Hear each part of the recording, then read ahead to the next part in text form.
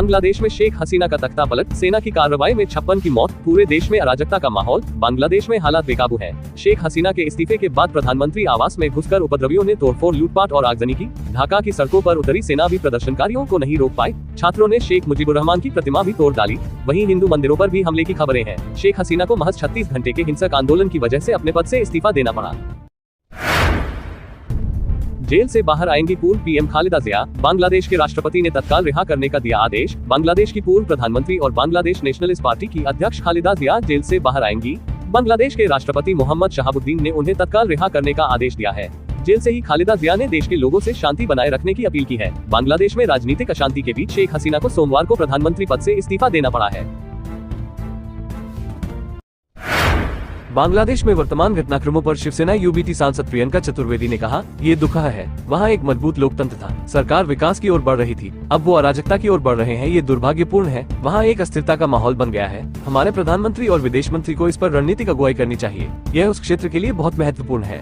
हो चुकी है और एक अस्थिरता का माहौल बन गया है। इंडिया की स्ट्रेटेजिक इंटरेस्ट वहाँ पे है, इंडिया का लॉन्ग स्टैंडिंग एलाई रहा है, तो कहीं न कहीं केंद्र मंत्री। दिल्ली में भाजपा सांसद मनोज तिवारी ने कहा, मैं सुप्रीम कोर्ट के फैसले का स्वागत करता हूं। एक बड़ा सवाल आज माननीय सुप्रीम कोर्ट के इस फैसले ने उठाया है कि आम आदमी पार्टी के शीर्ष नेता ये क्यों दिल्ली की जनता को भ्रमित करने में लगे रहते हैं। आज माननीय सुप्रीम कोर्ट का ये निर्णय कि दिल्ली में लोकसभा में नेता प्रतिपक्ष व कांग्रेस नेता राहुल गांधी ने कांग्रेस महासचिव प्रियंका गांधी वारा के साथ कुलियों से मुलाकात की।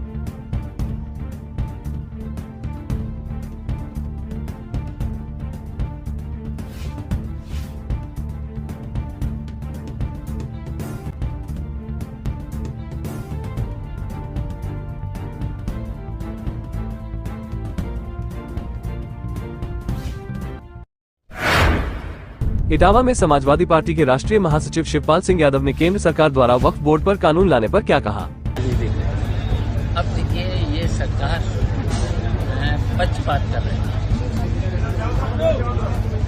कुछ वर्गों के साथ अन्याय करना चाहती है, तो ये तो नहीं करना चाहिए। सरकार तो देखिए, जब सरकार बनने के बाद उत्तर प्रदेश सरकार में मंत्री ओम प्रकाश राजभर ने केंद्र सरकार द्वारा वक्फ बोर्ड की संपत्तियों पर नियंत्रण के लिए क्या कहा।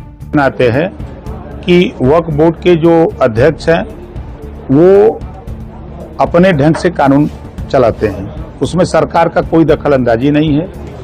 इस नाते सरकार कानून लेके आ रही है कि उसका मालिक, उसका कहीं अगर गलती हो रही है, कोई गड़बड़ी हो रही है, तो उसमें दखल अंदाजी सरकार का होना चाहिए। दिल्ली में आजाद समाज पार्टी काशीराम के अध्यक्ष और सांसद चंद्रशेखर आजाद ने केंद्र सरकार द्वारा वक्फ बोर्ड की संपत्तियों पर नियंत्रण के लिए क्या कहा। ऐसी है, केंद्र और यूपी की सरकार और तमाम सरकारें बीजेपी की है, इसके से छिपावा नहीं। मैं फिर कह रहा हूँ, आपका मकसद जो है इन वर्गों को कमजोर करना होता है, ताकतवर करना नहीं होता। कभी हम अच्छी तरह कोर्ट में बात आ रही है वक्फ एक्ट।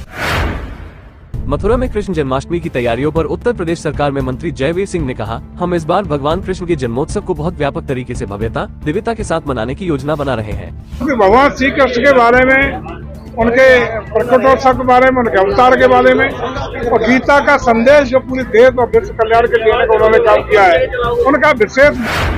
अयोध्या दुष्कर्म मामला में डीएनए टेस्ट की मांग पर अड़े अखिलेश। अवधेश प्रसाद बोले, आरोपी को मिले फांसी की सजा। विधानसभा उपचुनाव से पहले समाजवादी पार्टी पर अयोध्या के दुष्कर्म मामले को लेकर हो रहे हमले के बीच पार्टी अध्यक्ष अखिलेश यादव ने कहा कि भाजपा चुनाव से पहले षड्यंत्र करना चाहती है। उनका लक्ष्य पहले दिन से ही रहा है कि समाजवादियों को कैसे बदनाम किया जाए। खासकर मुसलमानों को लेकर उनकी सोच अलोकतांत्रिक और असंवैधानिक है।